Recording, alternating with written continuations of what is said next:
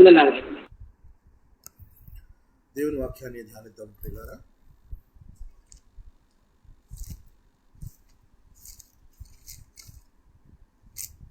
ప్రకటన గ్రంథము యోహాను రాసిన ప్రకటన గ్రంథము రెండవ అధ్యాయము 8 నుంచి 11 వచనాలను చదువుకొని నేటి వాక్య ధ్యానాన్ని ప్రారంభించుకుందాం.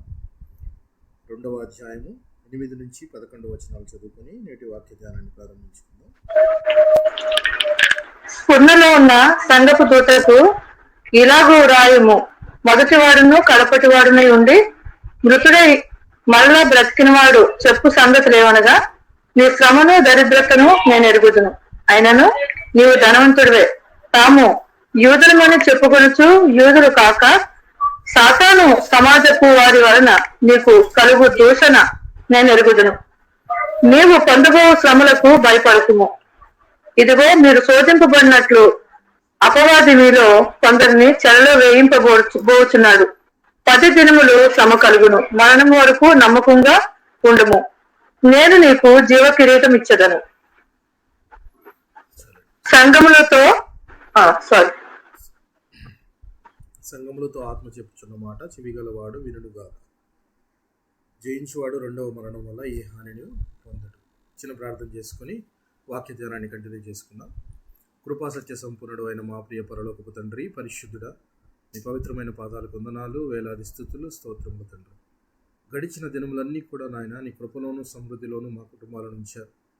మరి ఒక నూతన దినాన్ని మాకు అనుగ్రహించి ఈ దినమంతా కూడా మీ కాపుదల మాయందించారు. అందుని బట్టి మీకు కృతజ్ఞతలు, స్తుతులు చెల్లించుకోవచ్చు. ఈ సాయంకాల సమయం నాయన మీ సన్నిధిలో మీ పాదాల చెంత మేమంతా ఇలాగన కూడుకొని మా కొరకు దాచించిన లేఖనములను మేము ధ్యానించుకుని పోచుండగా మీరు నాతో మాతో మాట్లాడమని ప్రార్థించి వేడుకొనిచున్నాం. త్వరపడి కూడి వచ్చిన నాయన ప్రతి ఒక్క విశ్వాసిని, వారి కుటుంబాలను మీ కృప కలిగిన హస్తాలకు అప్పజెప్పుకొనిచున్నాం. వారికి కావలసిన ఆశీర్వాదములు, రావాల్సిన ఆశీర్వాదములను మెండుగా అందించమని ప్రార్థించి వేడుకొనిచున్నాం. అలాగనే ప్రభువా, మేమంతా కేవలము వినివారులా ఉండకుండా వినగల చెవి, గ్రహించగల మనసు, వెంబడించగలిగిన హృదయము మాకును దయచేయమని, ఎట్టి జ్ఞానం అయితే మా ఆత్మలను వెలిగించుకున్నట్టుకు ఉపయోగపడతాయో ఆయన ఆ జ్ఞానమును మాకు అందించమని ఈ ప్రార్థన అంతా కూడా ప్రభు యేసుక్రీస్తు వారి అతి పరిశుద్ధమైన నామములో అడిగి వేడుకొనిచున్నాం తండ్రి. ఆమేన్.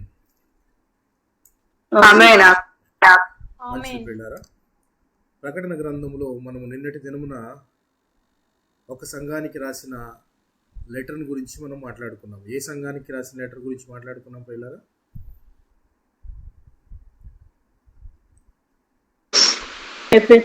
ఎఫెస్సులో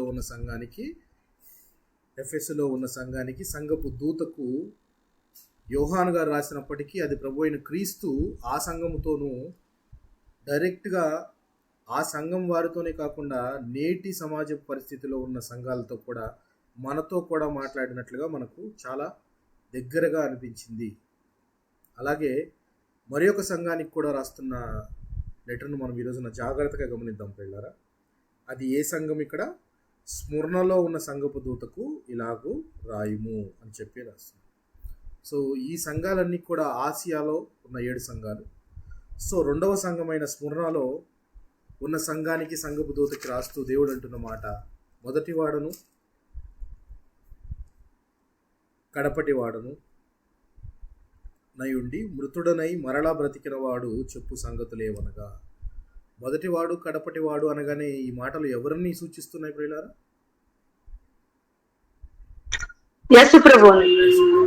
ఆయన మొదటి నుంచి ఉన్నవాడు, మొదటివాడు కడపటివాడు నయుండి మృతుడై మరల బ్రతికిన వాడు అంటే పునరుత్థానుడైన వాడు, ఆయన చెప్పు సంగతులేవనగా అని చెప్తూ ఆ సంఘాన్ని గురించి మాట్లాడుతూ ఉన్నాడు. నీ శ్రమను దరిద్రతను నేను ఎరుగుదును, అయినను నీవు ధనవంతుడవే అని చెప్తున్నాడు.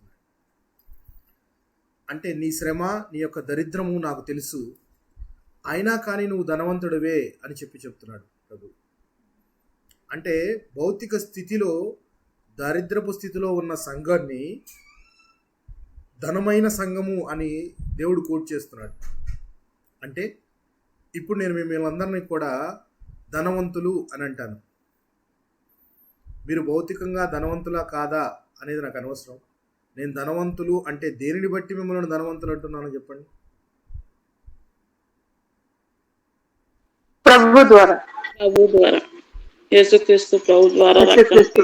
ఆయన ఐశ్వర్యవంతుడు, ఆయన శ్రీమంతుడు అని పేరు ఉంది కదండి. మిగిలిన ఆయన కలిగి ఉన్న మనం కూడా ఎస్ ఐశ్వర్యవంతుడు. రైట్. మిగిలిన వారు కూడా ఒకసారి. అనితా సిస్టర్. ప్రభు ద్వారా మనం రక్షణ పొందుకోగలిగినాం కనుక మనం అందరూ ధనవంతులు. Okay sister. మిగిలిన వారు ఎవరైనా? సో ఇక్కడ స్మరణలో ఉన్న సంఘాన్ని చెప్పండి అమ్మా. దెబ్బరమ్మ చెప్పండి. ఆయన మనల్ని ధనవంతులుగా చేయటకు మన నిమిత్తం దరిద్రుడు. వెరీ గుడ్, మంచి చక్కని మాట జ్ఞాపకం చేశారు. రైట్. అయితే ఇక్కడ స్మరణలో ఉన్న సంఘాన్ని దేవుడు దారిద్రపు స్థితిలో ఉన్నప్పటికీ ధనవంతులే అని ఎందుకు చెప్తున్నాడంటే, మనము ధనవంతులమా కాదా, మన ధనము అనేది స్పిరిచువల్ వెల్త్. మన ధనం అంటే ఏంటి చెప్పండి? Spiritual wealth. ఆత్మీయ సంపద ఉన్న వారందరూ కూడా ధనవంతులే. అలాగంటే ధనవంతుడు పరలోక రాజ్యం ప్రవేశించుట దుర్లభం అంటున్నాడు కదా దేవుడు. అంటే ఇక్కడ సంఘము భౌతికంగా దరిద్రపు స్థితిలో ఉన్నప్పటికీ ఆత్మీయ స్థితిలో ధనవంతులై ఉన్నారు అని చెప్తున్నాడు. ఆత్మీయ స్థితిలో ధనవంతులు అంటే అర్థం ఏంటి? స్పిరిచువల్గా అంటే ఆత్మీయ జ్ఞానం అనే సంపదతో నిండుకొని ఉన్నవారు ధనవంతులు అని చెప్పకనే చెప్తూ ఉన్నాడు పిల్ల. అంటే దీస్ పీపుల్ బిలాంగ్స్ టు స్మరణ అనే సంఘానికి చెందిన వారంతా కూడా స్పిరిచువలీ రిచ్, ఆత్మీయంగా ధనవంతులై ఉన్నారు. అంటే ఈ లోకంలో ధనాన్ని కూర్చుకొనవద్దు. ఎక్కడ ధనాన్ని మనం దాచిపెట్టుకోమని దేవుడు చెప్తున్నాడు? పరలోకంలో ధనాన్ని సమకూర్చుకోమంటున్నాడు. అక్కడ చిమ్మెటైనను తుప్పైను పట్టదు. ఇక్కడ దొంగలించేసే ఛాన్స్ ఉంది, కానీ పరలోకపు జ్ఞానము అంటే నీ ధనము ఎక్కడ కూర్చుకోవాలి అని అంటే దానిని గూర్చైన జ్ఞానాన్ని నువ్వు పెంపొందించుకోవాలి. దాని ద్వారా నువ్వు స్పిరిచువలీ వెల్దీ అంటే ఆత్మీయంగా ధనవంతుడు అవుతావు అని చెప్తున్నాడు. భౌతిక స్థితిలోనూ కూడా ధనము అనేది కనుక చూస్తే సామెతల గ్రంథంలో ఆగూరు అనే ఒక కవి అనుకోవచ్చు. ఆయన సొలొమోను గారి కాలంలోనే ఉన్నాడు. ఆయన ఒక చక్కని మాటను రాస్తాడు. చక్కని మాటను దేవునికి ప్రార్థన చేస్తూ ఉంటాడు. ఆయన neither you give riches Nar poverty అంటే నువ్వు నాకు విపరీతమైన ధనాన్ని ఇవ్వద్దు, అలాగని నన్ను దరిద్రుడిగా కూడా చేయొద్దు అంటాడు. ఎంత గొప్ప ప్రార్థన చూసారా? అందులో ఎంత గొప్ప అర్థం ఇమిడి ఉందంటే, నువ్వు నాకు కావాల్సిన దానికన్నా ఎక్కువ ఇస్తే నేను పొగరు బట్టి నిన్ను మర్చిపోతానేమో, ఆ స్థితిని బట్టి నేను అతిశయపడి నిన్ను మర్చిపోతానేమో, అంతటి ధనము నాకు వద్దయ్యా. అలాగని దారిద్రుడిగా ఉంటే లేక నేను దొంగతనం చేసి నీ నామానికి అవమానం తీసుకొస్తానేమో, అలాంటి స్థితి నాకు ఇవ్వద్దు. ఈ రెండు చదివితే మనకు ఒకటి జ్ఞాపకం వస్తుంది. ఏం జ్ఞాపకం వస్తుందని చెప్పండి?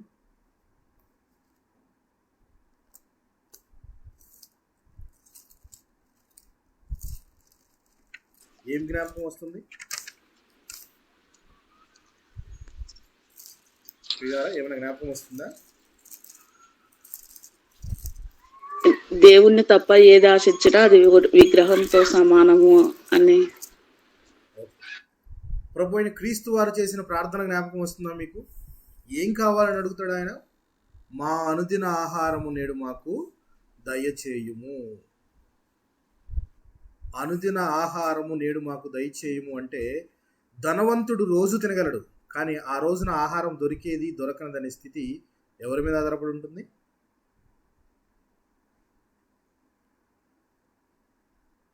ఎవరి మీద ఆధారపడి ఉంటుంది ప్రియులారా? చూద్దాం ఆ మాటలు సామెతల గ్రంథంలో ఆ అగూరు గారు రాసిన సామెతలను ఒకసారి గమనిద్దాం. సామెతల గ్రంథము 30వ అధ్యాయము 8-9 వచనాలను చదువుకుందాం.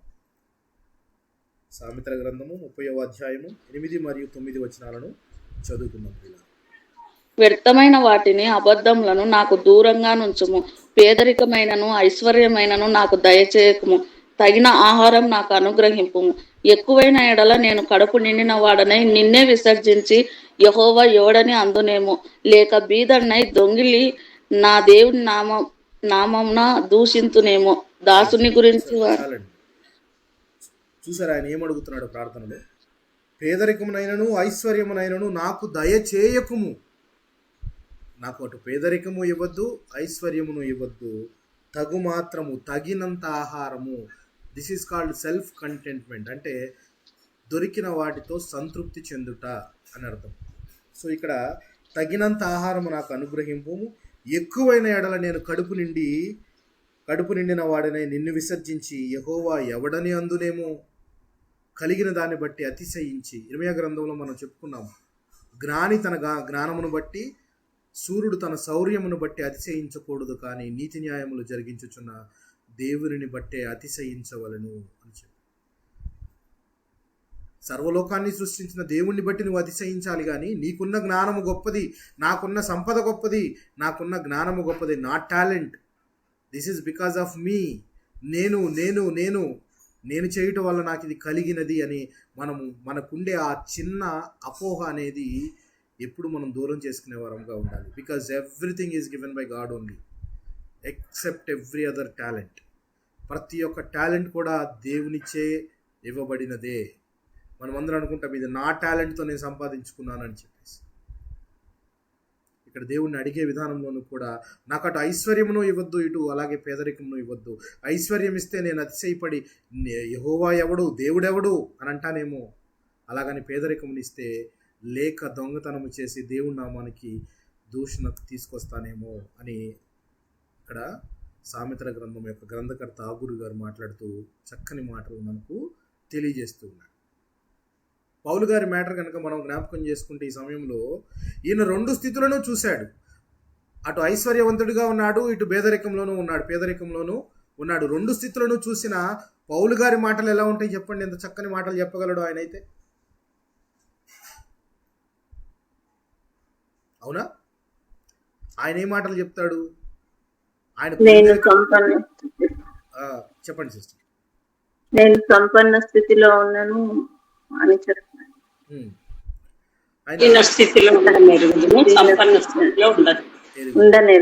అంటే ఈ 2 స్టేట్స్ ఆయనకి తెలుసు. అటు ఐశ్వర్యవంతుడిగా ఉన్నాడు, గొప్ప జ్ఞాని అయిన గమలీయేలు పాదాల దగ్గర ధర్మశాస్త్రాన్ని అభ్యసించాడు. బెన్యామీను గోత్రికుడు, పరిసయ్యుల తెగకు చెందినవాడు. సో అతని బ్యాక్గ్రౌండ్ చూసుకుంటే హీఈస్ వెల్ ఎస్టాబ్లిష్డ్ అని అనుకోవచ్చు. కానీ అంత గొప్ప వ్యక్తి కూడా క్రీస్తును ఎరిగి క్రీస్తు శ్రమలలో పాలివాడై ఉండటం కోసము సమస్తాన్ని వ్యర్థము, పెంటతో సమానమని వదులుకొని నడిచిన వ్యక్తిగా కనబడుతూ ఉన్నాడు. డేరాలు కుట్టుకుంటూ తన జీవనాన్ని తను గడుపుకోవడానికి పక్కవారి మీద కూడా బేస్ అవ్వకుండా, ఎవరి మీద ఆధారపడకుండా తనకు కావలసినది తాను సంపాదించుకుంటూ దేవుని సేవ చేస్తూ దేవుని యొక్క సువార్తను ముందుకు తీసుకెళ్లిన వ్యక్తిగా పౌలు గారు కనబడుతూ ఉన్నారు. ఆయన ప్రార్థనలో ఆయన సంతృప్తి చెందాలి అన్నట్లుగా మాట్లాడు. కొరింథీయులకు రాసిన పత్రికలో ఆయన అంటాడు, దేవుడు ఐశ్వర్యవంతుడై ఉండి తన దరిద్రము చేత మనలను ఐశ్వర్యవంతులుగా చేయడానికి తాను దరిద్రుడాయను అని చెప్పి కొరింథీయులకు రాసిన పత్రికలో ఆయన అంటూ ఉంటాడు. ఎంత చక్కని మాటలు ఆయన రాయగలిగాడంటే, because the situations and circumstances he went through, అలాంటి స్థితిలో గుండా ఆయన వెళ్ళాడు కాబట్టి, అలాగే క్రీస్తును హత్తుకున్నాడు కాబట్టి అంత మంచి మాటలు మనకు రాయగలిగాడు పౌలు గారు. చూద్దాం ఆ మాట. కొరింథీయులకు రాసిన 2వ పత్రిక 8వ అధ్యాయం 9వ వచనం చూద్దాం.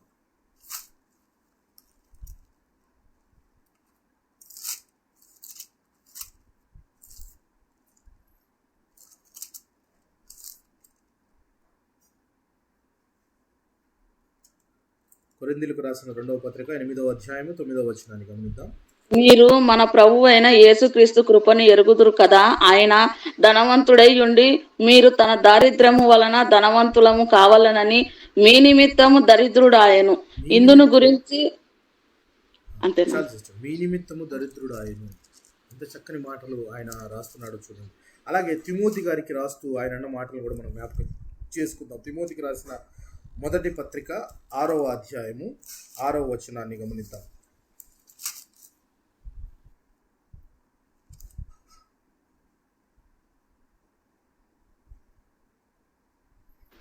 6వ ధనవంతులగుటకు అపేక్షించువాడు శోధనలోను ఉరిలోను, అదే నాయగారు 6వ అధ్యాయం 6వ వచనము. తిమోతికి రాసిన మొదటి పత్రిక 6వ అధ్యాయం 6వ వచనం. సంతృప్తి సహితమైన దైవభక్తి గొప్ప లాభసాధకమై ఉన్నది. చాలా సంతుష్టి సహితమైన దైవభక్తి. సంతుష్టి సహితమైన అంటే అర్థము సంతృప్తి పొందటము, దొరికిన వాటితో సంతృప్తిగా జీవిస్తూ లేని వాటి కోసం వెంపర్లాడకుండా ఏది తనకు కలిగినదో దానితో సంతృప్తి చెందుతూ దైవభక్తితో ఉండుట గొప్ప లాభసాధకమై ఉన్నది అని చెప్తూ ఉన్నాడు. ఎంత ఆయన అలాంటి మాటలు రాస్తూ ఉన్నాడు ఆయన. అయితే ఫిలిప్పీలకు రాసిన పత్రికలో ఇది మనం ఎన్నోసార్లు చదువుకున్నాము. చూద్దాం. ఫిలిప్పీలకు రాసిన పత్రిక 4వ అధ్యాయం. ఫిలిప్పీలకు రాసిన పత్రిక 4వ అధ్యాయము 19వ వచనాన్ని గమనిద్దాం.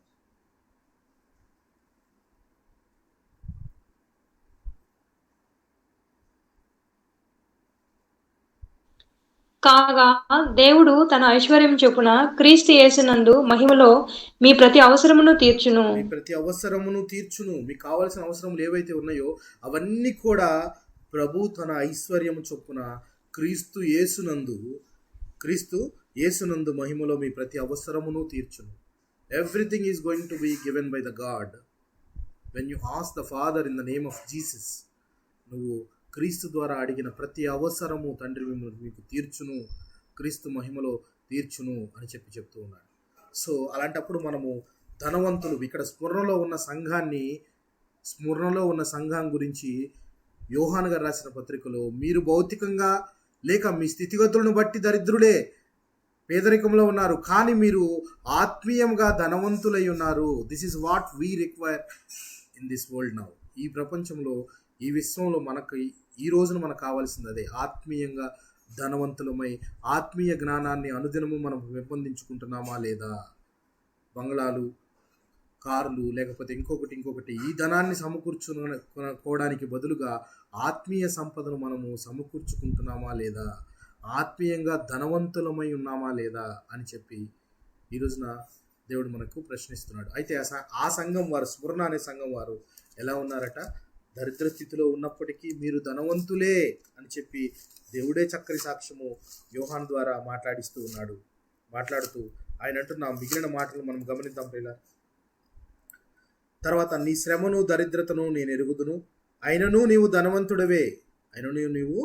ధనవంతుడవే అని చెప్తూ, తాము యూదులమని చెప్పుకొనుచు యూదులు కాక సాతాను సమాజపు వారి వలన నీకు కలిగిన దూషణను నేను ఎరుగుదును. నీవు పొందబోవు శ్రమలకు భయపడకము. ఇదిగో మీరు శోధింపబడినట్లు అపవాది మీలో కొందరిని చెరలో వేయించబడుచున్నాడు. ఇక్కడ మనకు ఒక వర్డ్ కనబడుతుంది, అది కొద్దిగా యూనిక్గా కనబడుతుంది. ఏంటి అని అంటే సాతాను సమాజము అని. అంటే ఇది ఇంగ్లీష్లో సినగోజెస్ ఆఫ్ సాటన్. అంటే సాతాను సమాజము అంటే సాతాను కంటూ ఒక సమాజం ఉందా? ఎవరి సాతాను సమాజం వారు అనంటే అప్పటిలో మొదటి శతాబ్దపు కాలంలో, ఫస్ట్ కాలంలో, ఆదిమ అపోస్తుల కాలంలో, సంఘాలు అప్పుడే వృద్ధి పొందుతున్న కాలంలో చాలా శ్రమలు అనుభవించారు సంఘాలన్నీ కూడా. నూతన నిబంధన కాలములో వచ్చిన శ్రమలన్నీ కూడా ఎవరిని బట్టి వచ్చిన ఈ శ్రమలు సంఘాలకు?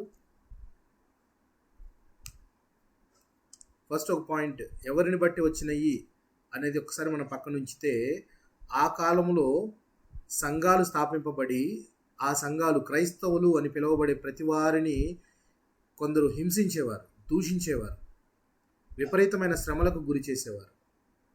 ఇక్కడ మనకు రాయబడింది సాతాను సమాజము అని రాయబడింది. సాతాను సమాజము అని అంటే రెండు వ్యూస్ ఉన్నాయి ఈ చరిత్రలో. ఒక వ్యూ ఏంటంటే, వీరు యూదులు కానీ యూదేతరులు, జెంటైల్స్. వీరు యూదేతరులయ్యుండి వీరు యేసుక్రీస్తు నామము తరపున ఎవరైతే ప్రార్థన చేస్తారో, ఎక్కడైతే సంఘాలుగా కూడుకుంటారో వాళ్ళందరినీ హింసించేవారు అని ఒక వ్యూ ఉంటే, రెండవ వ్యూ ఏంటి అనంటే వీరు యూదులే కానీ క్రైస్తవులని పిలువబడే వారందరినీ కూడా హింసించేవారు. ఇప్పుడు చెప్పండి ఒక ప్రశ్న, యేసుక్రీస్తు వారిని సిలువ వేయండి అని కేకలు వేసింది యూదులు కాదా? యూదులేనా? ఇక్కడ యూదుల్లోనూ కూడా రెండు వర్గాలు ఉన్నాయి. వీళ్ళనే యూదులు అని ఒకళ్ళని పిలుస్తారు, అంటే ఎథ్నిక్ జ్యూస్ అంటారు. ఇంకొకరు ఫెయిత్ఫుల్ జ్యూస్ అని అంటారు. ఏంటి ఇద్దరికి తేడా అంటే, యూదులు మోషే ధర్మశాస్త్రాన్ని పాటిస్తూ అందులో ఉండి మెస్సయ్య అయిన క్రీస్తును కూడా ఎరగకుండా, ఆయనను నమ్మకుండా ఆయనకు సిలువకు అప్పగించి అది చాలా గొప్పతనము, మేము నిజమైన నికార్సైన యూదులము అని పిలుచుకునే వారిని కొంత ఒక సంఘము, ఒక సమాజంగా ఉన్నారు. అలా కాకుండా క్రీస్తుని విశ్వసించి ధర్మశాస్త్రం అంతా ఎవరి గురించి ఘోషిస్తుందో ఆయనే మెస్సయ్య, ఆయనే ఈ క్రీస్తు అని చెప్పి గ్రహించి ఆయనను విశ్వసించి నడిచిన యూదులు కొంతమంది ఉన్నారు. వారు విశ్వాస సహితమైన యూదులు. ఈ ఇద్దరికి చాలా డిఫరెన్స్ ఉంది. కొత్త నిబంధన కాలంలో సంఘాలన్నింటినీ కూడా బాధ పెట్టింది యూదులే. ఎక్కువ శ్రమలు వచ్చింది కూడా యూదుల నుంచే. పౌలు గారు జైలుకి వెళ్ళింది కూడా ఎవరి వలన? ఫేలిక్స్, ఫేస్తు ఇలాంటి వారందరినీ కూడా ఎదుర్కొన్నాడు జైల్లో ఆయన. అదంతా ఎదుర్కోవడానికి కారణం ఎవరు? రోమియోలను ఎదుర్కోవడానికి కారణం ఎవరు? యూదులే. అయితే ఈ యూదులు అయ్యుండి కూడా వారు ఎలాంటి అబద్ధికులుగా పిలువబడుతూ ఉన్నారు. ఇప్పుడు ఇక్కడ మనము సాతాను సమాజము అని ఇక్కడ ఈ యొక్క సంఘం దగ్గరే మెన్షన్ చేయలేదు. యాక్చువల్గా చూస్తే ఫిలదెల్ఫియా అనే సంఘానికి కూడా ఒక లెటర్ రాస్తూ అందులోనూ కూడా సాతాను సమాజము అని దేవుడు అని ఇక్కడ యోహాన్ గారు మెన్షన్ చేశారు. అయితే ఈ యూదులకు రెండు రకాలైన యూదులు కనబడుతూ ఉన్నారు అని చెప్పాను నేను మీకు. ఒకరు ఎథ్నిక్ జ్యూస్, ఇంకొకరు ఫెయిత్ఫుల్ జ్యూస్. వీరిద్దరి మధ్య డిఫరెన్స్ని చాలా చక్కగా పౌలు గారు రోమీలకు రాసిన పత్రికలో వివరించారు. ఆయన వివరించడం జరిగింది. చూద్దామా? రోమాపత్రిక 2వ అధ్యాయం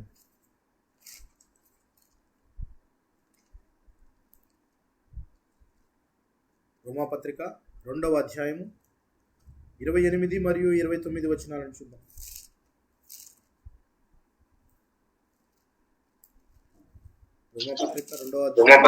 బాహ్యమునకు యూదుడైన వాడు యూదుడు కాడు, శరీరమందు బాహ్యమైన సున్నతి కాదు. అయితే అంతరంగమందు యూదుడైన వాడే యూదుడు. మరియు సున్నతి హృదయ సంబంధమైనదై ఆత్మయందు జరుగునదే గాని అక్షరము వలన కలుగునది కాదు. అట్టివానికి మెప్పు మనుషుల వలన. చూసారా? బాహ్యమునకు యూదుడైన వాడు యూదుడు కాడు అంటే యూదుడు అని పిలువబడే ప్రతివాడు యూదుడు అవడు. యూదుడు అని వాళ్ళు ఎందుకు పిలుచుకుంటున్నారు అనంటే ఒక హెరిటేజ్, ఒక వారసత్వము, అబ్రహాము సంతానము మేము అని పిలువబడుకునేవారు. వాళ్ళు గొప్పలు చెప్పుకుంటూ చాలా గొప్పగా ఫీల్ అవుతూ ఉండేవారు. మేము అబ్రహాము సంతానము, అబ్రహాముకు దేవునికి మధ్య ఒక నిబంధన జరిగింది, సున్నతి చేసుకోమని అబ్రహాముకు చెప్తే మేమంతా కూడా సున్నతి చేసుకున్నాము, అందుకని మేము అబ్రహాము సంతానము అని గొప్పగా చెప్పుకుంటున్నారు. కానీ యూదుడైన ప్రతివాడు యూదుడు కాడు అని చెప్తున్నాడు. చూడండి, బాహ్యమునకు యూదుడైన వాడు యూదుడు కాడు. బాహ్యమునకు అంటే అర్థం ఏంటంటే శరీరంలో సున్నతి చేయించుకొని నేను యూదుడిని అంటే సరిపోదు. శరీరం మీద సున్నతి చేయించుకొని నేను యూదుడిని అంటే సరిపోదు. ఏమంటున్నాడు? శరీరమందు బాహ్యమైన సున్నతి కాదు, అయితే అంతరంగమందు యూదుడైన వాడే యూదుడు. అంటే అంతరంగమందు మార్పు జరగాలి నీకు.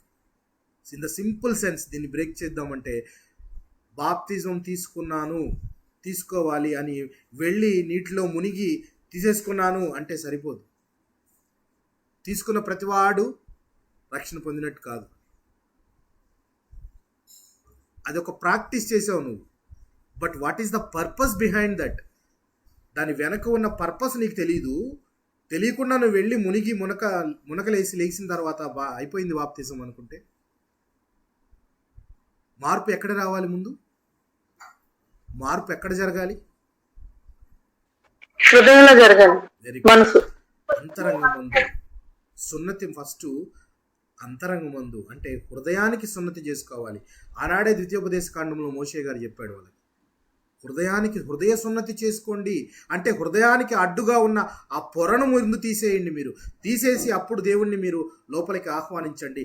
అంతరంగమందు మీరు మార్పు చెంది అప్పుడు మీరు బాహ్యంగా జరగాల్సిన మార్పును మీ సమాజం యొక్క సాక్షిభూతముగా బాప్తిజం తీసుకోండి అన్నట్లుగా చెప్తున్నాడు. ముందు అంతరంగమందు యూదుడైన వాడే యూదుడు. వీళ్ళేమంటున్నారు? సున్నతి తీసుకున్నాం కాబట్టి మేము యూదులం అయిపోయాం కాబట్టి ఏది చేసినా కరెక్టే, ఏది చేసినా తప్పు లేదు అన్నట్లుగా బిహేవ్ చేస్తే అది కరెక్ట్ కాదు. ముందు అంతరంగమందు కరెక్ట్గా ఉండాలి. అతడే యూదుడు అని చెప్తున్నాడు. చూడండి, మరియు సున్నతి హృదయ సంబంధమైనదై ఆత్మయందు జరుగునదే గాని అక్షరం వలన కలుగునది కాదు. అట్టివానికి మెప్పు మనుషుల వలన కలుగదు, దేవుని వలననే కలుగును. దేవుని వలన మెప్పు కలుగుతుంది అని చెప్తున్నాడు. సో ఇక్కడ సాతాను సమాజపు వారు అని ఎవరిని డిఫైన్ చేస్తున్నాడు యోహాన్ గారు అంటే, యూదులము అని పిలుచుకొని, తమను తాము యూదులము అని పిలుచుకొని కానీ క్రీస్తును విశ్వసించకుండా ఒక సమాజంగా ఏర్పడ్డారు. చూసారా? క్రైస్తవులు కనబడితే హింసిస్తున్నారు, శ్రమలకు గురి చేస్తున్నారు అనే వారు ఉన్నారు. చూసారా? వాళ్ళందరూ కూడా సాతాను సమాజపు వారు అని వాళ్ళని ట్యాగ్ లైన్ ఇవ్వబడింది. ఒకటి, క్రీస్తుని విశ్వసించలేదు. క్రీస్తుని విశ్వసించకపోగా క్రీస్తుని విశ్వసించి నడిచే వాళ్ళందరినీ కూడా శ్రమలకు గురి చేస్తున్నవారు సాతాను సమాజపు వారు అని రాయబడింది. రోమపత్రిక, ఇదే రోమపత్రికలో పౌలు గారు అంటున్న మాట, మరి ఒక మాటను గమనిద్దాం. 9వ అధ్యాయం 6వ వచనాన్ని గమనిద్దాం. 9వ అధ్యాయం 6వ వచనాన్ని గమనిద్దాం. రోమీయులకు రాసిన పత్రిక 9వ అధ్యాయము 6వ వచనం. అయితే దేవుని మాట తప్పి పోయినట్టు కాదు, ఇశ్రాయేలు సంబంధులందరూ ఇశ్రాయేలు కారు. అబ్రహాము సంతానమైనంత మాత్రం చేత అందరూ పిల్లలు కారు, కానీ ఇస్సాకు వలనైనది నీ సంతానం అనబడును. సరే, ఇక్కడ అయితే దేవుని మాట తప్పిపోయినట్టు కాదు, ఇశ్రాయేలు సంబంధులందరూ ఇశ్రాయేలీయులు కారు. అబ్రహాము సంతానమైనంత మాత్రము చేత అందరూ పిల్లలు కారు, కానీ ఇస్సాకు వలనైనది నీ సంతానం అనబడను. ఎందుకు? ఇస్సాకు ఎలాంటి పుత్రుడు అబ్రహాముకు?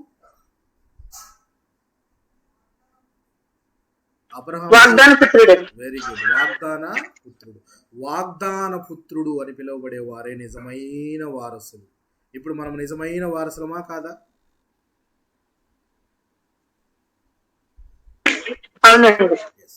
వాగ్దాన రూపమైన వాక్యం ఇదే.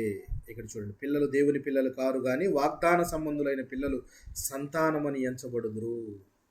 చూడండి, ఇస్సాకు వలనైనదేని నిజమైన సంతానం అని చెప్తూ ఇశ్రాయేలు సంబంధులందరూ ఇశ్రాయేలీలు కారు. అలా చెప్పుకుంటే సరిపోతుందా? అంతరంగమందు ఉండద్దా?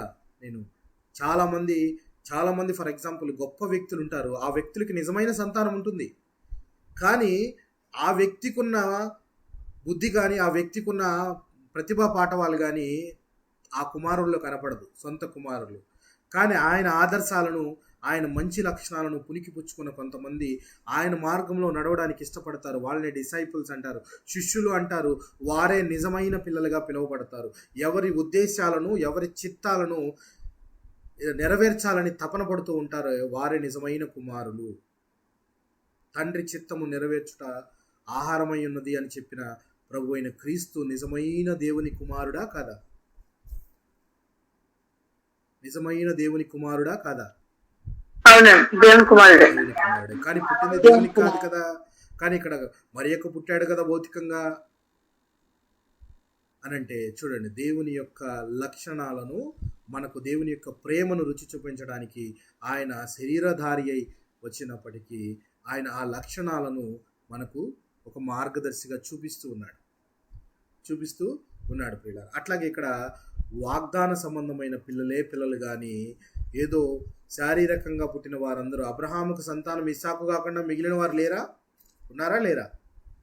హాగరకు పుట్టిన ఇష్మాయిల్ ఉన్నాడు, మనం చెప్పుకున్నాము, పుట్టిన వాళ్ళు కూడా ఉన్నారు. సంతానం వాళ్ళు ఉన్నారు.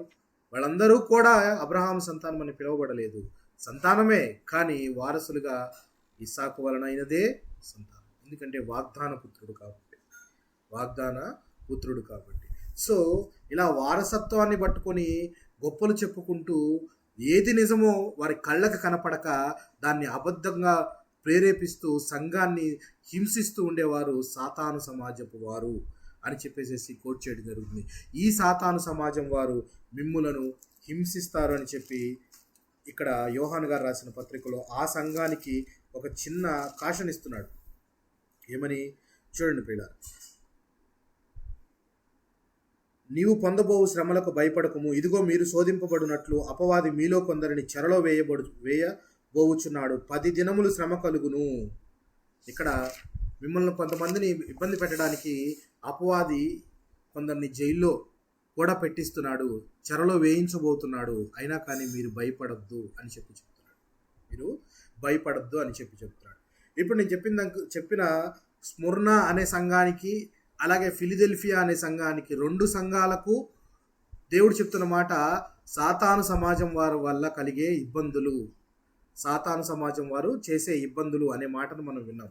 ఇది ఇక్కడే కాదు, కొన్ని వేల సంవత్సరాల క్రితము యెషయా గారు కూడా తన గ్రంథంలో గ్రంథస్థం చేశాడు. ఏమని గ్రంథస్థం చేశాడు అని అంటే, ఇలాంటి శ్రమలు కలిగించబో వారి పట్ల ఏం జరుగుతుందో చక్కగా యెషయా గారు రాశారు. ఇలాంటి శ్రమలు ఇస్తారు కదా, యేసుక్రీస్తు లేకపోతే క్రైస్తవులు అని పిలువబడితే ఈ రోజున అనేకమైన దోషణలు చేస్తూ, దాడులు చేస్తూ, హింసిస్తూ, శ్రమలు కలిగిస్తూ ఉన్నారు కదా. ఈ సాతాను సమాజం వారు వీళ్ళందరికీ కలగబోవు అది పరిణామం ఏంటో యెషయా గారు 700 సంవత్సరాల 700 BCలోనే ఎంత చక్కగా ఆయన గ్రంథస్థం చేశాడు. చూద్దామా? యెషయా గ్రంథము 60వ అధ్యాయం, యెషయా గ్రంథము 60వ అధ్యాయము 14వ వచనాన్ని గమనిద్దాం. యెషయా గ్రంథము 60వ అధ్యాయము 14వ వచనాన్ని గమనిద్దాం. నిన్ను బాధించిన వారి సంతానపు వారు నీ ఎదుటకు వచ్చి సాగిలపడెదరు, నిన్ను తృణీకరించిన వారందరూ వచ్చి నీ పాదముల మీద పడెదరు. యెహోవా పట్టణమనియు ఇశ్రాయేలు పరిశుద్ధ దేవుని సియోననియు నీకు పేరు పెట్టెదరు. చాలా నిన్ను బాధించిన వారి సంతానపు వారు, ఇక్కడ సంతానపు వారు అనే దగ్గర మనం నిన్ను బాధించిన సాతాను సమాజపు వారు అని పెట్టి రాసి కనుక మనం చదువుకుంటే ఎలా ఉంటుంది చూడండి. యెషయా గ్రంథం 60వ అధ్యాయం 14వ వచనము, నిన్ను బాధించిన వారి సాతాను సమాజపు వారు నీ ఎదుటకు వచ్చి సాగిలపడెదరు. అంటే నిన్ను హింసించిన వారు వచ్చి నీ దగ్గరకు సాగిలపడతారు అని చెప్పి రాయబడింది. ఈ మాట అనగానే మనకు ఒక కీర్తన గుర్తుకు రావాలి. ఏంటి ఆ కీర్తన చెప్పండి? చాలా ఫేమస్ కీర్తన. ఏం కీర్తన చెప్పండి? 27వ కీర్తన. కొద్దిగా దగ్గరకు వచ్చారు. అరుణా సిస్టర్ మీరు చెప్పండి. అరుణా సిస్టర్ ఉన్నారా? 30 ఉన్నారా సిస్టర్? ఇది మాట వినగానే మనకి ఏ కీర్తన జ్ఞాపకం వస్తుంది సిస్టర్? నాది కట్ట ఇప్పుడే యాడ్ అయ్యాను మళ్ళీ. ఓహో, ఇప్పుడే యాడ్ అయ్యారా? సో యెషయా గ్రంథం 60వ అధ్యాయం 14వ వచనంలో ఇలాగ క్రైస్తవులను హింసించేవారు లేక సాతాను సమాజపు వారు చేసే హింసలను బట్టి యెషయా గారు ఆ రోజుల్లోనే ఆ మాటలు రాశారు. నిన్ను బాధించువారు నీ ఎదుటకు వచ్చి నీకు సాగిలపడెదరు అని చెప్పి ఆయన అప్పుడే రాశారు. సో ఈ మాట వినగానే మనకు ఒక కీర్తన జ్ఞాపకం వస్తుంది. ఏంటా కీర్తన అని అడిగాను.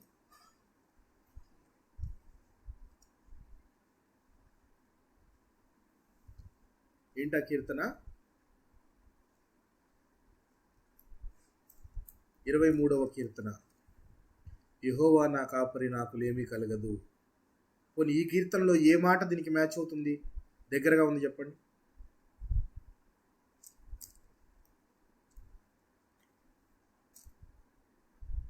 ఏ మాట దీనికి దగ్గరగా ఉంది చెప్పండి?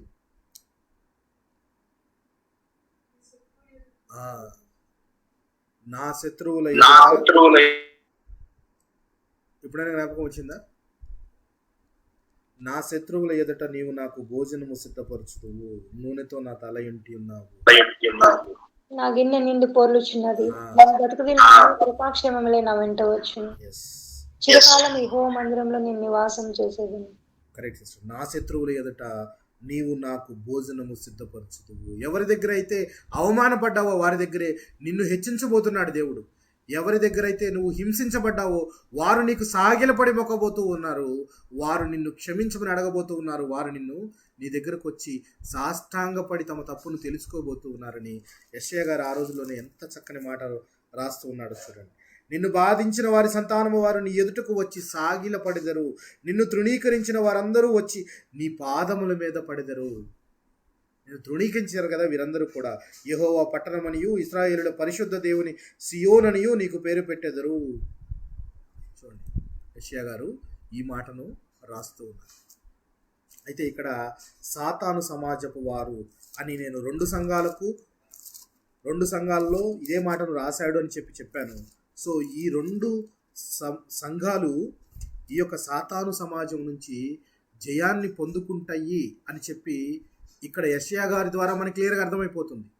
సో నిన్ను బాధించిన వారు నీకు సాగిలపడదరు. అయితే అప్పటిదాకా మనం ఏం చేయాలి? అప్పటిదాకా ఆ సంఘం వారు ఎలా ఉండాలి? అప్పటిదాకా ఆ సంఘం వారు ఏం చేయాలి? నీకు విజయం ఇచ్చు వరకు నువ్వు ఎలా ఉండాలి?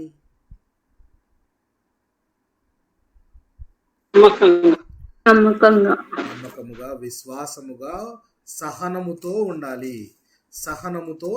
ఉండాలి. క్రీస్తు నామమును బట్టి నీవు దూషింపబడినప్పుడల్లా ఎంతో సంతోషంగా ఫీల్ అవ్వాలి. ఆయన్ని బట్టి నువ్వు బాధించబడినప్పుడల్లా, ఆయన నామాన్ని బట్టి నువ్వు బాధించబడినప్పుడల్లా ఎంతో ఆనందంగా ఫీల్ అవ్వాలి, ఎంతో హ్యాపీగా ఫీల్ అవ్వాలి. ఆ మాటను మత్తయ్య గారు కూడా ఎంత చక్కగా రాస్తున్నారో ఓ మాట చదువుకుందాం మనం. అందరూ మనకి బాగా తెలిసిన మాట. 5వ అధ్యాయం, మత్తయి సువార్త 5వ అధ్యాయము 11 మరియు 12 వచనాలను చూద్దాం. 11 మరియు 12 వచనాలను చూద్దాం. 5వ అధ్యాయం. నా నిమిత్తం చదవండి సార్, ఎవరో నా నిమిత్తం నిందించి హింసించి మీ మీద అబద్ధంగా చెడ్డ మాటలలో పలుకున్నప్పుడు మీరు ధన్యులు, సంతోషించి ఆనందించి పరలోకమందు మీ ఫలం అధికమగును.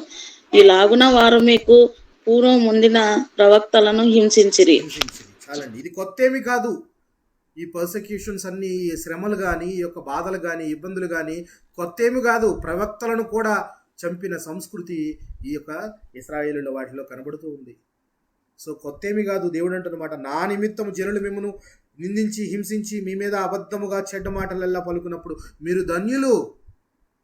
ఎంత చక్కని మాట రాస్తున్నాడు చూడండి. సంతోషించి ఆనందించుడి, పరలోకమందు మీ ఫలము అధికమగును. పరలోకములోనే కదా మనకు కావాల్సింది ఫలము. మనం ఏది సంపాదించుకుంటున్నా కానీ అది మనం ఎక్కడ దాచుకుంటూ ఉంటున్నాము, ఎక్కడ దాచుకోవాలని చెప్తున్నాడు దేవుడు. పరలోకమందు దాచుకోవాలంటున్నాడు. అక్కడ నీ ధనాన్ని దాచుకోవాలంటున్నాడు. అంటే ఫలమైన, ధనమైన అక్కడ కూర్చోబడితే దానికి విలువ ఉంది, కానీ ఇక్కడ కూర్చోబడిన దానికి విలువేమి లేదు. చక్కగా అందుకే అంటున్నాడు, నా నిమిత్తము నువ్వు హింసించబడ్డావా ఆనందించు, నా నిమిత్తము దూషించబడ్డావా గెంతులు వేయి, నా నిమిత్తము నిన్నేమన్నా దూషించబడ్డావా నువ్వు కీర్తనలు పాడు. ఎంత చక్కగా, ఎందుకంటే నా పరలోకమందు నా ఫలము అధికమవబోచున్నది అని చక్కగా, ఎంత చక్కని మాట ఆయన రాస్తూ ఉన్నాడు చూడండి. సో శ్రమలు వచ్చినప్పుడు మనిషి కృంగిపోకూడదు. ఈ సమాజానికి, ఈ సంఘానికి ప్రత్యేకంగా లెటర్ రాస్తూ దేవుడు మనతో మాట్లాడుతున్న మాట, శ్రమ వచ్చినప్పుడు కృంగిపోకూడదు, సహనముగా, ఓర్పుగా ఉండాలి. శ్రమను సహించువాడు, శోధన సహించువాడు ఎవరు? ధన్యుడు. శోధన సహించేవాడు ఎవరట? ధన్యుడు. చూద్దాం ఆ మాట ఎక్కడుంటుంది. యాకోబు రాసిన పత్రిక 1వ అధ్యాయము 12వ వచనాన్ని గమనిద్దాం. 12వ వచనాన్ని గమనిద్దాం. శోధన సహించువాడు ధన్యుడు, అతడు శోధనకు నిలిచిన వాడై ప్రభు తను ప్రేమించు వారికి వాగ్దానం చేసిన జీవ కిరీటము పొందును. జీవ కిరీటం. శోధన సహించేవాడు ధన్యుడట. ధన్యుడు అతడు శోధనకు నిలిచిన వాడై ప్రభు తన్ను ప్రేమించు వారికి వాగ్దానం చేసిన జీవ కిరీటము పొందును. Is going to get a crown of life. జీవ కిరీటము దేవుడు ఆయనకి ఇవ్వబడుతున్నాడు. శోధన సహించేవాడికి ప్రభు తనని ప్రేమిస్తాడు. ప్రేమించిన వాడై జీవ కిరీటాన్ని అందిస్తాడు. శోధనను సహించాలి ముందు. పౌలు గారు ఒక మాట కొరింథీయులకు రాసిన పత్రికలో అంటాడు, శోధనలో మీరు ఎట్లాగా పాలివారై ఉన్నారో ఆదరణలోనూ కూడా పాలివారై ఉంటారు అని చెప్తున్నాడు. శోధన కలిగిందా? భయపడకండి, దేవుని ఆదరణ మీకు రాబోతుంది. శోధన కలిగిందా? భయపడకండి, దేవుని యొక్క కృప మీ దగ్గరికి రాబోతుంది. చూద్దాం ఆ మాట. కొరింథీయులకు రాసిన 2వ పత్రిక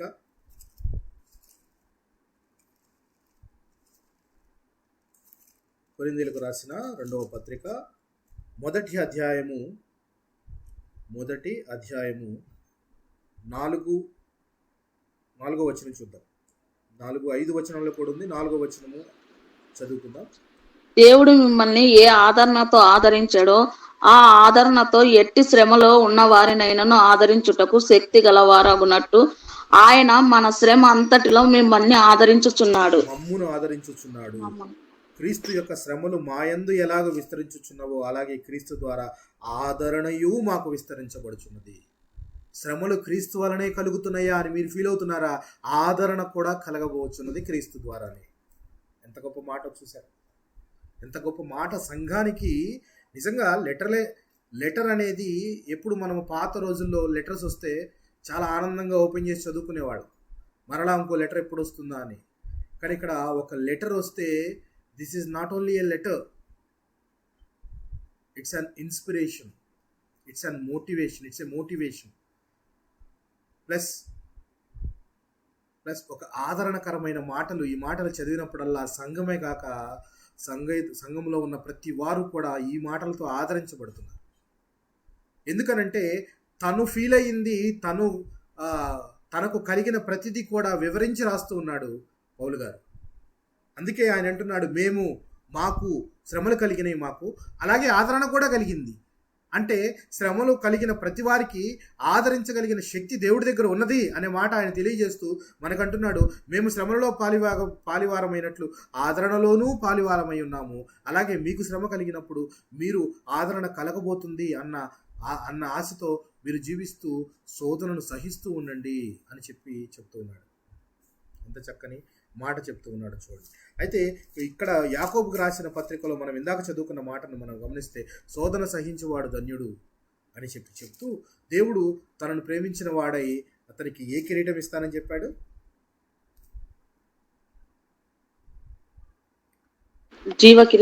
జీవ కిరీటాన్ని ఇస్తానని చెప్పాడు. అంటే శోధన సహించే వారికి మాత్రమేనా ఈ జీవ కిరీటము? శోధన సహించే వారికి మాత్రమేనా జీవ కిరీటము? విశ్వాసులకు లేదా? సేవ చేసే వారికి లేదా అంటే ఉంది ప్రియుల. ప్రతి వారికి ఒక కిరీటం ఉంది. ఆ కిరీటాలన్నీ చూద్దాం మనం. ప్రతి వారికి ఒక కిరీటం ఉంది, అది చూద్దాం మనం. శోధనతో ఉన్నవాడికి ఎలాగ జీవ కిరీటం ఇస్తానని దేవుడు వాగ్దానం ఇచ్చాడో అలాగే విశ్వాసంతో ఉండేవారికి మరియు దేవుని సేవను విశ్వాసంతో చేసేవారికి, సంఘ కాపరికి, సంఘ సేవకునికి మహిమ కిరీటాన్ని ఇస్తా అన్నాడు. చూద్దామా? పేతురు రాసిన మొదటి పత్రిక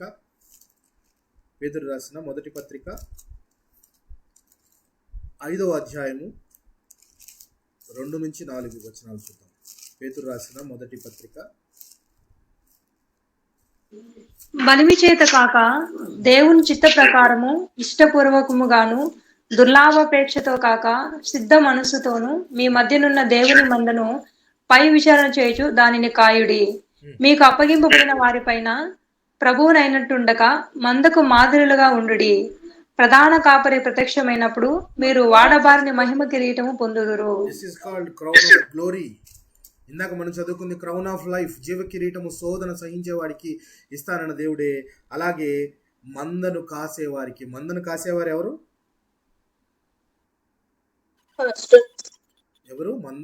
సంఘ కాపరులు. సంఘ కాపరికి బలిమి చేత కాక దేవుని చిత్త ప్రకారము ఇష్టపూర్వకముగాను ఆపేక్షతో కాక సిద్ధ మనస్సుతోనూ మీ మధ్యనున్న దేవుని మందను పై విచారణ చేయుచు దానిని కాయుడి. మీకు అప్పగింపబడిన వారై ప్రభువులైనట్టు ఉండక మందకు మాదిరులుగా ఉండడి. ఒక మందను నడిపించే మంద కాపరి మాదిరికరంగా ఉండాలి. చాలామంది చెప్పేది ఏంటో తెలుసా, చాలామంది ఒక వ్యక్తి నాకు తారసపడితే మేము కొన్ని మాటలు మాట్లాడుతూ అడిగిన అంటే ఎక్కడికి వెళతారు బ్రదర్, మీరు ఏ సంఘానికి వెళతారు అని అంటే ఒక ఫలానా ఒక పేరు చెప్పాడు, ఈ సంఘానికి వెళతామండి అని చెప్పేసి.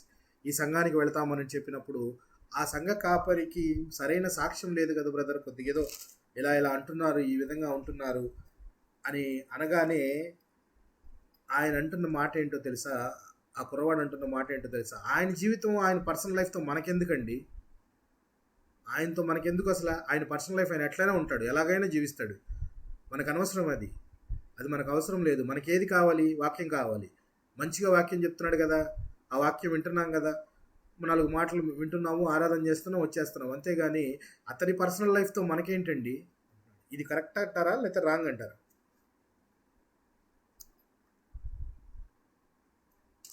రాంగ్ పాస్టర్ గారు. మందకు మాదిరిగా అంటే అందరికీ మాదిరికరంగా ఉండాలి. మందకు మాదిరిగా మందను కాసే మంద కాపరే లేక సంఘాన్ని కాసే సంఘ కాపరే దారి తప్పిన స్థితిలో ఉంటే ఎవరికి బోధిస్తాడు, ఏమని బోధిస్తాడు? అతని బోధను బట్టి మిగిలిన వారంతా కూడా ఏమని ఫాలో అవుతారు? క్రీస్తు అందుకే అన్ని విషయాల్లోనూ మన కొరకు శ్రమపడి మనకు మాదిరి ఉంచిపోయాడు. ఇలా జీవించాలి, ఇలాగ శ్రమలను భరించాలి, ఇలాగ సాతాన్ని జయించాలి, ఇలాగ ఆకలిని జయించాలి, ఇలాగ ఉపవాసం ఉండాలి, ఈ విధంగా ప్రార్థన చేయాలి, ఈ విధంగా శ్రమలు వచ్చినప్పుడు ఓపికతో ఉండాలి, ఈ విధంగా దేవుని చిత్తాన్ని మన జీవితాల్లో జరిగించుకోవాలి అని ఇన్ని విషయాల్లో మాదిరి అన్ని విషయాలలో రాయబడింది. మాదిరి ఉంచిపోయాడు. మరి మంద కాపరి, ఒక మందను అప్పగించిన మంద కాపరి మాదిరిగా ఉండకుండా తను ఇష్టం వచ్చినట్టు జీవిస్తాను అని అంటే సంఘం ఒప్పుకుంటుందేమో కానీ దేవుడు ఒప్పుకోడు. సంఘం ఒప్పుకుంటుందేమో కానీ దేవుడు ఒప్పుకోడు. సంఘం ఒకవేళ ఈయన చాలా మంచి పాస్టర్ అండి, ఆయన వాక్యం చెప్తే సొల్లు కార్చుకుంటూ సొంగ కార్చుకుంటూ వినాల్సిందే ఎవరైనా కానీ,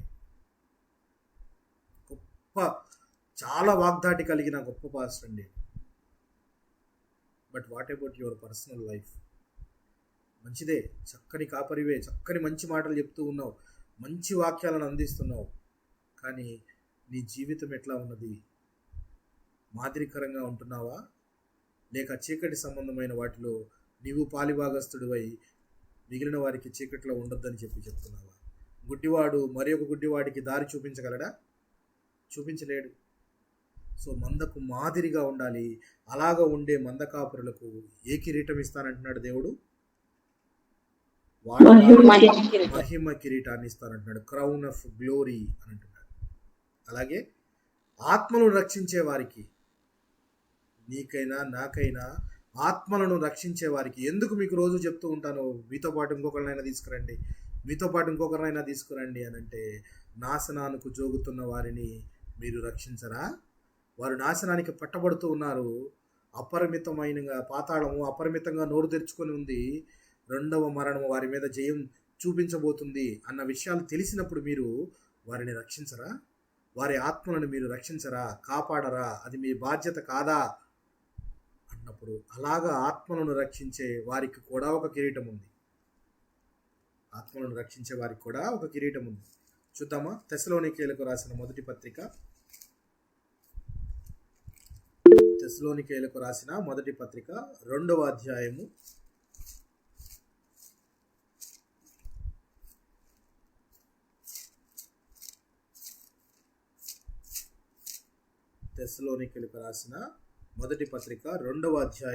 19వ వచనాన్ని గమనిద్దాం.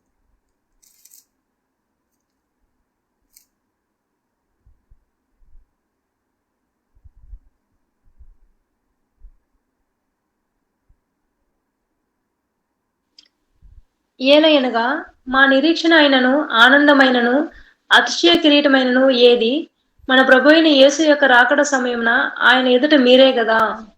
నిశ్చయముగా మీరే మా మహిమయు ఆనందమునై ఉన్నారు. అయితే చూడండి 17వ వచనం గురించి మనం చదవగలిగితే, సహోదరులారా, మేము శరీరమును బట్టి కొద్ది కాలం మిమ్మును ఎడబాసి ఉన్నను, మనస్సును బట్టి మీ దగ్గర ఉండి మిగుల ఆపేక్షతో మీ ముఖము చూడవలనని మరి ఎక్కువగా ప్రయత్నము చేసితిమి. కాబట్టి మేము మీ యొద్దకు రావాలనని ఉంటిమి, మిమ్మల్ని కలుసుకోవాలి, మిమ్మల్ని విశ్వాసంలో మిమ్మల్ని నడిపించాలి అని చెప్పి పౌలను నేను పలుమారు రావాలని ఉంటిని, కానీ సాతాను మమ్మను అభ్యంతరపరచను.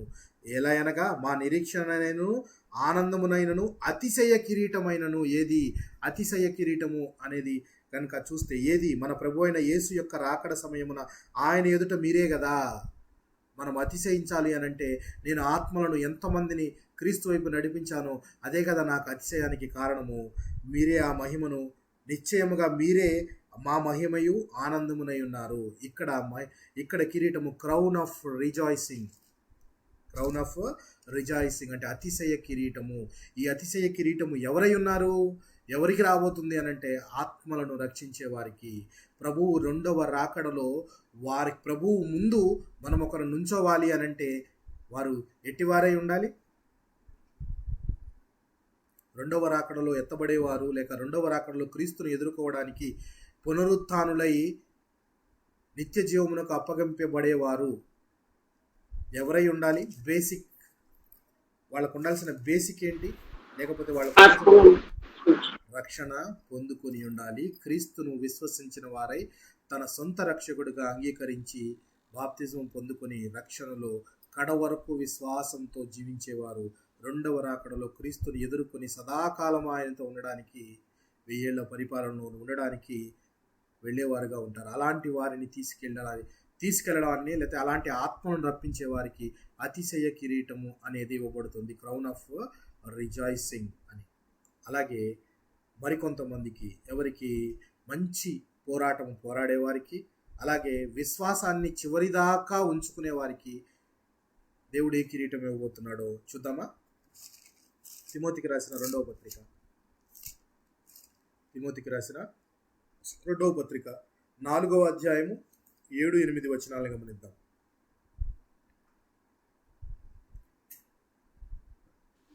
మంచి పోరాటం పోరాడి తిని, నా పరుగు కడముట్టించి తిని, విశ్వాసము కాపాడుకొంటిని. ఇక మీదట నా కొరకు నీతి కిరీటం ఉంచబడి ఉన్నది. ఆ దినమందు నీతిగల న్యాయాధిపతి అయిన ప్రభువు అది నాకు మాత్రమే కాకుండా తన ప్రత్యక్షతను ఆపేక్షించు వారికి అందరికీ అనుగ్రహించును. ఏంటి ఇక్కడ కనబడుతుంది మన కిరీటము? క్రౌన్ ఆఫ్ రైచియస్నెస్ అంటే నీతి కిరీటము. నీతి అను కిరీటాన్ని నాకు మాత్రమే కాదు, ఎవరెవరికి అంటున్నాడు ఆయన? నాకు మాత్రమే కాకుండా తన ప్రత్యక్షతను ఆపేక్షించు వారికి అందరికీ అనుగ్రహించును. దాని నిమిత్తమై పౌలు గారు చేసిందేంటి? మంచి పోరాటము పోరాడి తిని. It was a good fight. ఏమి పోరాటం అది? శరీరానికి ఆత్మకు మధ్య జరుగుతున్న పోరాటం. శరీరం ఏమన్నా కోరికలు అడుగుతుంది, ఆత్మ ఏమన్నా ఆత్మానుసారం నడుచుకో, దేవునిలో ఉండు, దేవుని యొక్క ఇవి చెయ్యి అని పోరాడుతుంది. కానీ శరీరం మాత్రం అందుకు సహకరించదు. శరీరానికి ఆత్మకు జరిగే కంటిన్యూస్ ఫైట్లో మంచి పోరాటం నేను పోరాడాను, నా విశ్వాసాన్ని చివరి వరకు నిలబెట్టుకున్నాను. It was a good fight for every Christian.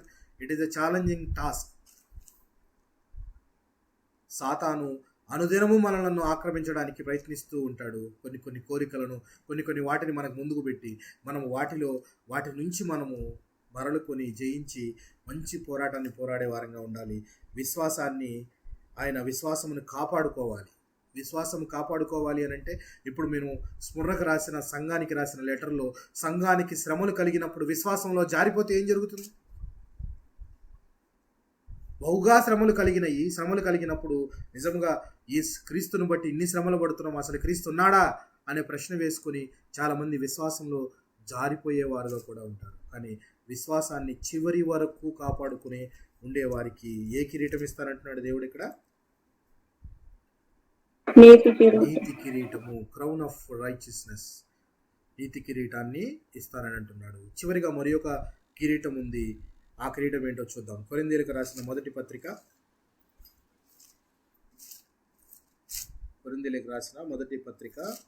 9వ అధ్యాయం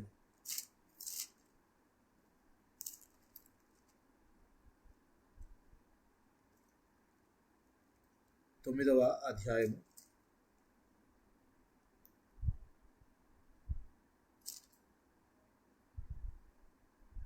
25వ వచనం చదువుకుందాం డైరెక్ట్గా.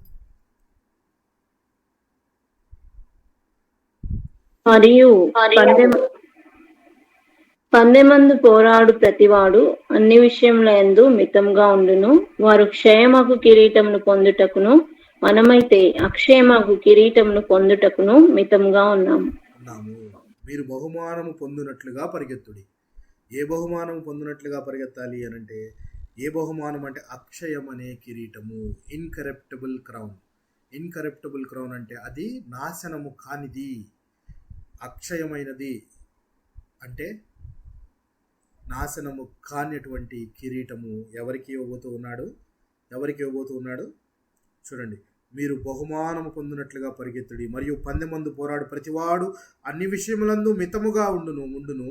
వారు క్షయమగు కిరీటమును పొందుటకును, మనమైతే అక్షయమగు కిరీటము పొందుటకును మితముగా ఉన్నాము.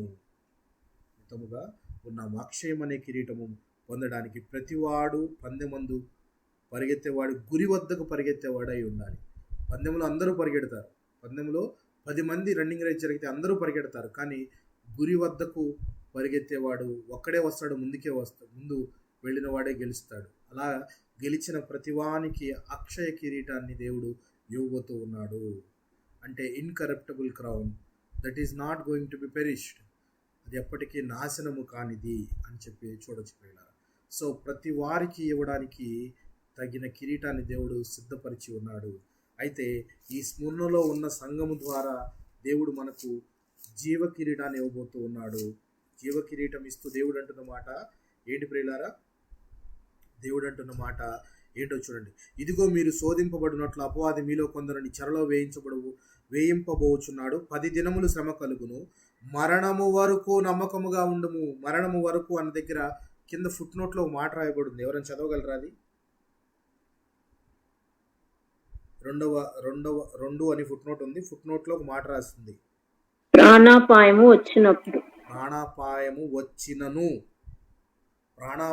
వచ్చినను అంటే నీ ప్రాణము పోయే స్థితి వచ్చినా కానీ నువ్వు విశ్వాసంలో ఎక్కడ జారిపోకూడదు. చాలామంది మనకి మన పాత నిబంధన గ్రంథంలో ఎంతోమంది భక్తులు కనపడతారు. దానియేలు గారు కనపడతారు, షడ్రకు మేషకు అబేద్నెగోలు కనపడతారు. ఎంతోమంది ప్రాణాపాయ స్థితి వచ్చినను విశ్వాసాన్ని ఎక్కడా జారిపోకుండా, ఎస్తేరు గ్రంథంలో ఎస్తేరు గారు, ముర్దకై, వీరందరూ కూడా యూదులందరూ నాశనం అయిపోవాలని ఒక తాకీదు రిలీజ్ అయినప్పటికీ భయపడకుండా విశ్వాసంతో ఉపవాసం ఉండి దేవునికి ప్రార్థన చేస్తారు. విశ్వాసం ఉండి దేవునికి ప్రార్థన చేశారంటే అర్థం ఏంటి అనంటే, దేవుడు మనలను ఆదరించబోతున్నాడు. మనకు శ్రమ కలిగింది. శ్రమ కలిగినప్పుడే నువ్వు అధికముగా దేవుణ్ణి ప్రార్థించేవాడిగా ఉండాలి ఆదరణ కొరకు. ఎందుకంటే ఆదరణ ఇవ్వగలిగిన శక్తి దేవుడికి ఉంది, కానీ ప్రార్థించగలిగిన శక్తి నీకుందా? ప్రార్థించగలిగిన సమయాన్ని నువ్వు తీసుకుంటున్నావా అని. సో మరణము వరకు అంటే ఇక్కడ ప్రాణాపాయ స్థితి వచ్చినా, మరణం వరకు అంటే నేను చనిపోయే స్థితి వచ్చినా అని కాదు. ఒకవేళ ప్రాణాపాయం కలిగినా కానీ విశ్వాసంతో ఉండు అని చెప్తూ చూడండి పిల్లలు. మరణము వరకు నమ్మకముగా ఉండుము, నేను నీకు జీవ కిరీటం ఇచ్చేదను. సంగములతో ఆత్మ చెప్పుచున్న మాట చెవిగలవాడు వినుగాక. జయించువాడు 2వ మరణము వలన ఏ హానియు చెందడు. ఏంటిది 2వ మరణం? తెలుసు కదా మీకు? 2వ మరణం తెలుసా మీకు? తెలుసా లేదండి? 2వ మరణము వారి మీద ప్రభావము చూపదు అంటున్నాడు. ఎందుకు అనంటే భౌతికంగా మనం ఇక్కడి నుంచి మరణించినప్పటికీ మనకు 2వ మరణం ఉంది. ఆ 2వ మరణం ఏంటి అనంటే, తీర్పు దినము రోజున మృతులందరూ లేపబడతారు. నిత్య జీవమునకు కొందరు, నిత్యముగా హేయులగుటకు కొందరు. అంటే 2 రూట్స్ ఉంటాయి. ఈ 2 రూట్లో ఒకరు నిత్య జీవమునకు, ఒకరు నిత్య నరకమునకు. నిత్య నరకము అనంటే అదే 2వ మరణము. అక్కడ భౌతికంగా ఇక్కడ మనం దేహాన్ని విడిచిపెట్టి వెళ్ళిపోయినా అక్కడ ఆత్మ అనేది నిత్య నరకాన్ని అనుభవిస్తూ ఉంటుంది. అక్కడ అగ్ని ఆరదు, పురుగు చావదు. అగ్ని ఆరకుండా ఉండే అగ్ని అంటే నిత్యము మండే అగ్ని, అందులో కాలుతూనే ఉంటుంది శరీరము. దట్ ఈస్ ఎవర్ లాస్టింగ్ అనమాట. అంటే నిత్యము అలాగే జరుగుతూ ఉంటుంది. కాలిపోతే జనరల్గా కాలిపోయిన వ్యక్తి మహా అయితే మంటలు మంటుకుంటే ఒక 10 నిమిషాలు, ఒక 15 నిమిషాలు, ఒక 20 నిమిషాలు మ్యాక్సిమం చనిపోతాడు, శరీరం అంతా కాలిపోయి. అక్కడ చావు ఉండదు. ఇది రెండవ మరణం అంటే నరకం అనమాట. కంటిన్యూస్గా ఆ టార్చర్ అనేది జరుగుతూనే ఉంటుంది. అలాంటి టార్చర్ నుంచి మనల్ని కాపాడాలనే దేవుడు వచ్చి ఇక్కడ తన ప్రాణాన్ని పెట్టి మన పాపములను తీసివేసి మనలను నిత్య జీవానికి అర్హులుగా దేవుని పిల్లలుగా చేశాడు. అలాంటి వారికి, మనలాంటి వారికి రెండవ మరణము మీద అధికారం ఉంటుంది. రెండవ మరణం మనల్ని ఏమీ చేయలేదు అన్న ఇది ఉంటుంది. సో అందుకే అంతము వరకు విశ్వాసంతో ఉండము. ప్రాణాపాయ స్థితి వచ్చినప్పటికీ కూడా నువ్వు భయపడద్దు. శ్రమలలో నువ్వు భయపడద్దు. శ్రమలలో ఉంటే ఒకటే గుర్తుపెట్టుకోవాలి, మనకు శ్రమ కలిగింది అంటే ఆదరణ కూడా రాబోతుంది. దేవుడు ఆదరించబోతున్నాడు అని అంటే ఎంత గొప్ప భాగ్యము, ఎంత గొప్ప కృప. ఆయన కృప ఉంది అని అంటే ఆయన మనల్ని ఆదరించేవాడుగా ఉన్నాడు.